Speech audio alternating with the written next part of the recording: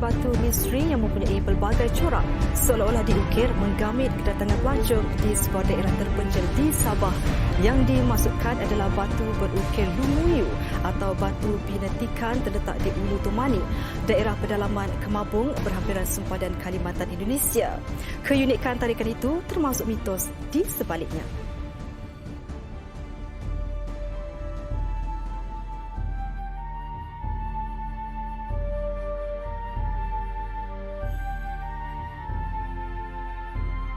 Aktiviti pelancongan merujuk kepada satu bentuk interaksi sosial yang berlaku di antara manusia dengan manusia dan manusia dengan persekitarannya, di mana perjalanan dilakukan oleh pelancong ke sesuatu lokasi bagi tujuan tertentu. Istilah warisan merujuk kepada World Heritage Committee ialah satu pusaka peninggalan pada masa silam yang masih diamalkan pada hari ini dan akan diperturunkan dari generasi sekarang kepada generasi yang akan datang. Manakala menurut warisan negara pula, warisan ialah satu khazanah negara yang diwarisi daripada generasi terdahulu, sama ada yang pernah ataupun yang sedang dimiliki oleh sesebuah kelompok masyarakat, di mana ianya menjadi tanggung jawab bersama untuk dipelihara dan dipelihara. Apabila kata pelancongan dan warisan ini digabungkan, ia membawa maksud seperti yang dibahaskan oleh Johnson, ialah to possess question about authenticity and about the representation of historical and geographical knowledge. Secara ringkasnya, pelancongan warisan itu menumpukan perhatian kepada cerita masyarakat dan tempat yang disampaikan melalui interpretasi landscape budaya dan pemeliharaan suatu rupa bentuk sejarah itu.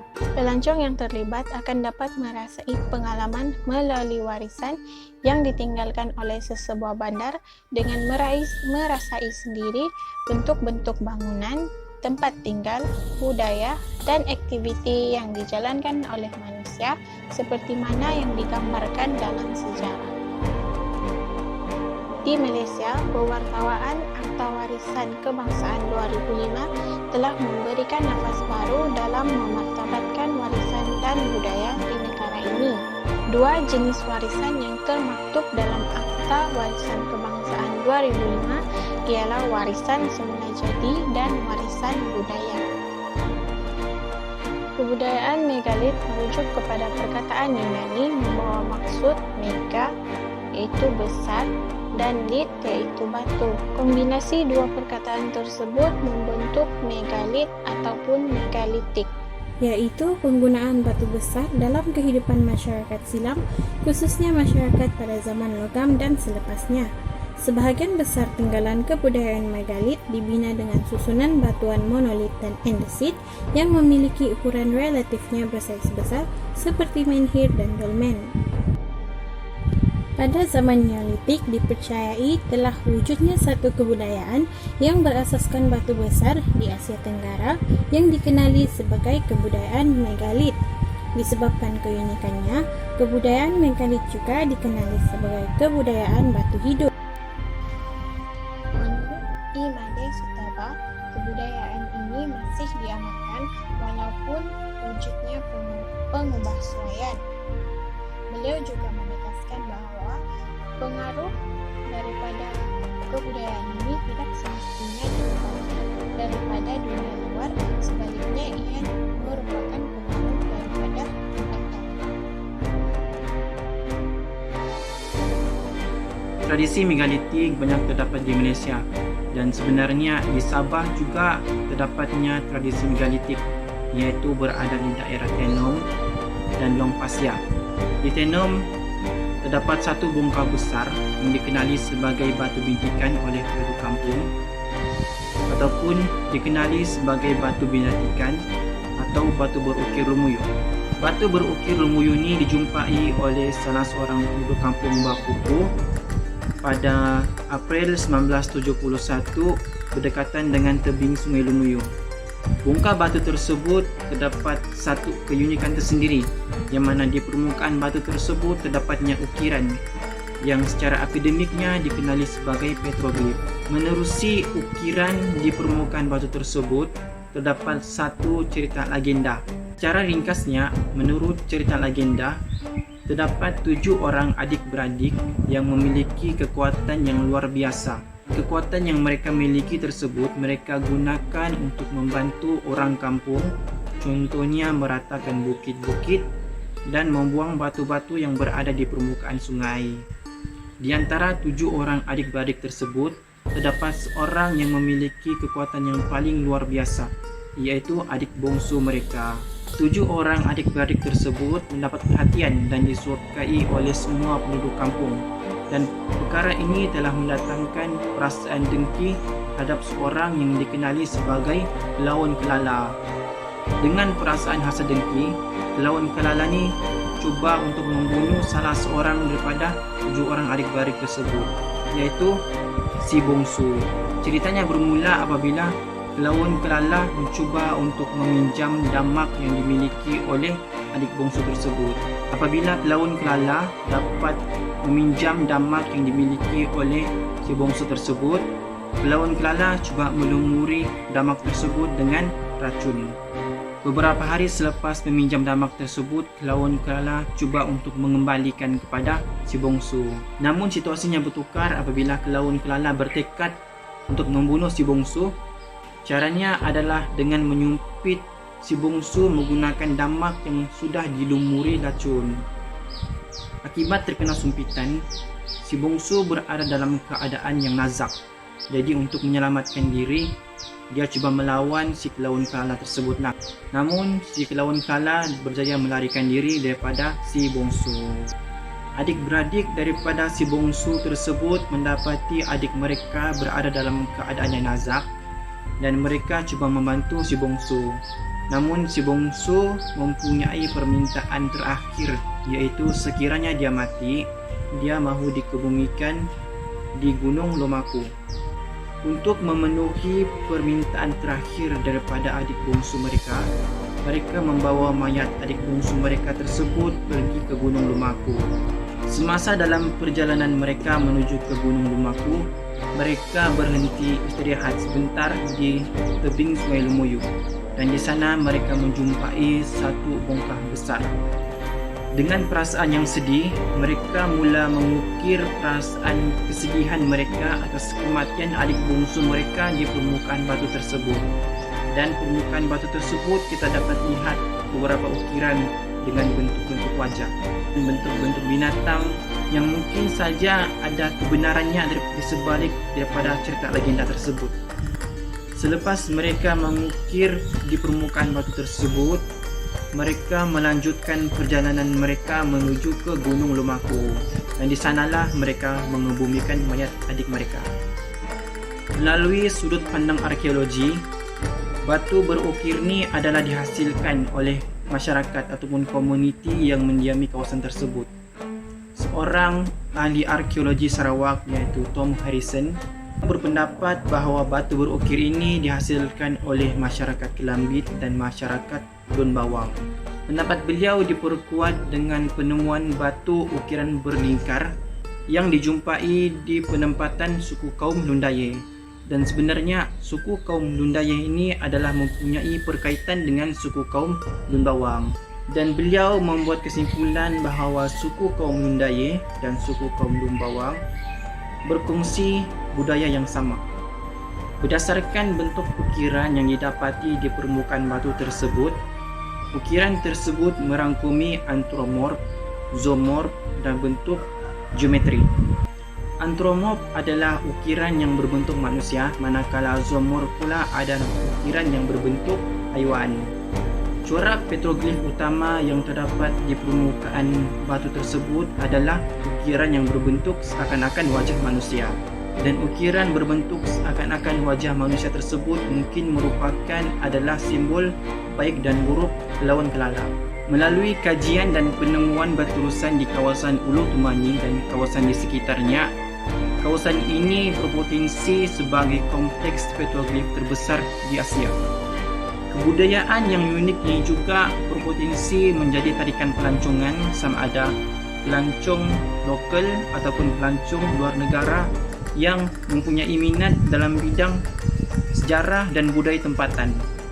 Sebagai potensi tapak warisan dan tapak pelancongan, sekiranya tradisi megalitik ini diberikan perhatian yang khusus oleh negara, mungkin saja tradisi megalitik ini boleh menjadi tarikan pelancongan yang terbaik. Contohnya seperti di Stonehenge di England, patung di Kepulauan Easter dan tapak-tapak megalitik yang berada di Indonesia. Sebagai rakyat Malaysia, perlunya kita mengangkat tradisi megalitik ini supaya dikenali budaya kita oleh masyarakat di luar. Dan secara tidak langsungnya, mungkin saja tradisi megalitik ini boleh menjadi tarikan pelancongan yang bersifat antarabangsa dan diberikan pengiktirafan oleh UNESCO sebagai tapak warisan dan tapak kebudayaan yang mempunyai tempat-tempat tertentu. Saya Muhammad Kamarudin bin Zakaria daripada program sejarah. Arkeologi pelancongan skala lokal tradisi megalitik di Long Pasir Sabah, iaitu berasal daripada bahasa Lundayeh sendiri yang membawa maksud Kuala Sungai Merah. Diambil daripada nama Sungai Pasir, yang mana ianya salah sebuah anak sungai di hulu Sungai Pedas. Terdapat 14 penempatan di daerah Sepitang, sebagai contohnya Kampung Bahagia, Kampung Karpan. Masyarakat di Long Pasir kebanyakannya ialah terdiri daripada masyarakat Lundayeh, iaitu Lundayeh ini bermaksud sebagai orang hulu. Pada masa yang sama, masyarakat Lundayeh juga mempunyai kisah legenda yang tersendiri, yang mana mereka mempercayai legenda Upai Samarin adalah nenek moyang mereka. Kisah ini bermula dengan kisah seorang manusia yang mempunyai kuasa sakti yang bernama Rang Dungo telah menjumpai sebiji telur besar di puncak gunung. Hasil daripada penjumpaan telur tersebut, maka muncullah seorang wanita yang cantik yang diberi nama sebagai Tero Acu. Akhirnya beliau telah mengawini Tero Acu tersebut. Pada masa yang sama, hasil daripada tersebut, maka muncullah masyarakat Lundayeh di Sabah hari ini. Melalui arkeologi di Long Pasir pula, kita boleh lihat melalui batuh tenam yang dikaitkan dengan tempat pemakaman anak perempuan Upai Samarin. Ianya sebagai tapak megalitik yang ada di Long Pasir yang mempunyai kaitan dengan kajian arkeologi di kawasan tersebut. Apa yang kita boleh lihat di sini, ianya mempunyai persamaan dengan kawasan-kawasan tapak kajian megalitik terutama di Malaysia serta Asia. Namun perbezaannya ialah kita boleh lihat melalui saiz batu penutupnya adalah lebih besar. Di Long Pasir ini, ianya boleh dijadikan sebagai kawasan pelancongan yang terutama di Sabah kerana ia mempunyai kawasan tarikan seperti tradisi, kawasan-kawasan perkuburan dan sebagainya. Ianya boleh dimajukan dan masyarakat Lundayeh juga perlu menjaganya dengan baik agar ianya boleh disimpan untuk selama-lamanya.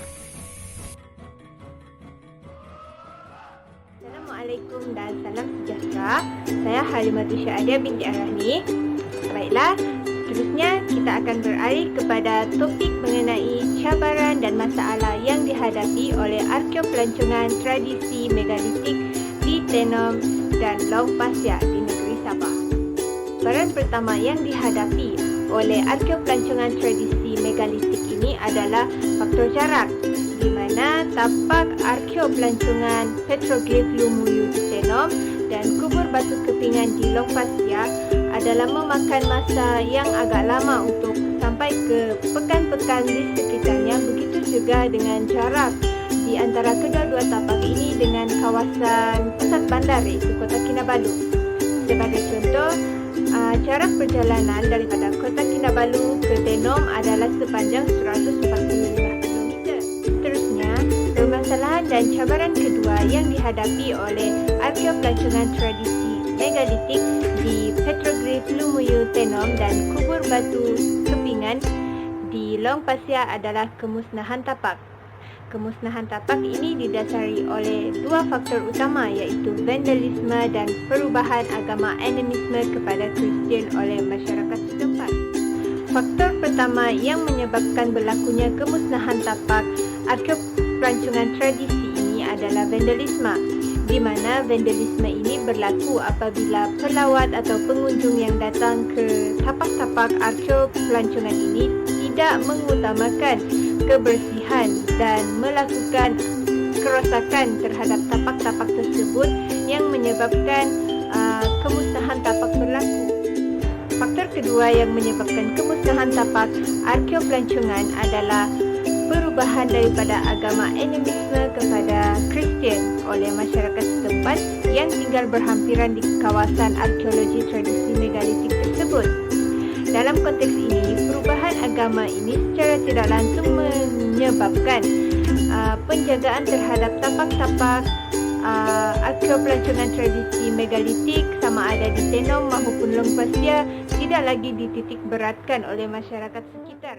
Masalah dan cabaran yang turut dihadapi oleh arkeologi tradisi megalitik di Petroglyph Lumuyu Tenom dan kubur batu kepingan di Long Pasir adalah kurang pendedahan terhadap kepentingan dan apa itu arkeopelancongan. Dalam konteks ini, kebanyakan rakyat Malaysia lebih memilih untuk melancong ke destinasi-destinasi yang terkenal seperti ke pulau-pulau yang terdapat di Malaysia. Nama saya Syuzira binti Manap. Saya merupakan pelajar tahun 3 HA24 Sejarah. Bagi bahagian saya pula, saya akan membentangkan mengenai langkah-langkah bagi memastikan arkeopelancongan skala lokal tradisi megalitik di Tenom dan Long Pasir ini sentiasa relevan dan juga mendapat sambutan oleh masyarakat pada masa kini. Seperti yang kita tahu, warisan sejarah ini adalah amat penting bagi generasi yang akan datang. Walaupun sejarah ini dianggap oleh sesetengah masyarakat, terutamanya anak muda, sebagai sesuatu benda yang membosankan, namun bagi sesetengah orang, terutamanya masyarakat Sabah itu sendiri adalah amat penting bagi memastikan warisan sejarah kita, terutamanya tradisi megalitik di Tenom dan juga Long Pasir ini sentiasa terpelihara. Melakukan usaha pengekalan warisan dengan memelihara dan memulihara bahan-bahan yang terdapat di tempat tersebut. Melalui langkah ini, pemeliharaan dan juga pemeliharaan bahan-bahan warisan sejarah adalah amat penting kerana warisan sejarah dapat dikekalkan dan dapat dijadikan sebagai bahan pengajaran yang sesuai untuk generasi akan datang. Usaha memelihara dan juga memelihara arkeopelancongan skala lokal tradisi megalitik di Long Pasir dan juga Tenom ini memerlukan kerjasama antara kedua pihak, iaitu pihak yang berwajib seperti Jabatan Muzium Negeri Sabah dan juga masyarakat itu sendiri. Hal ini demikian kerana melalui kedua-dua belah pihak ini, tradisi yang terdapat di Long Pasir dan juga Tenom itu dapat dipelihara.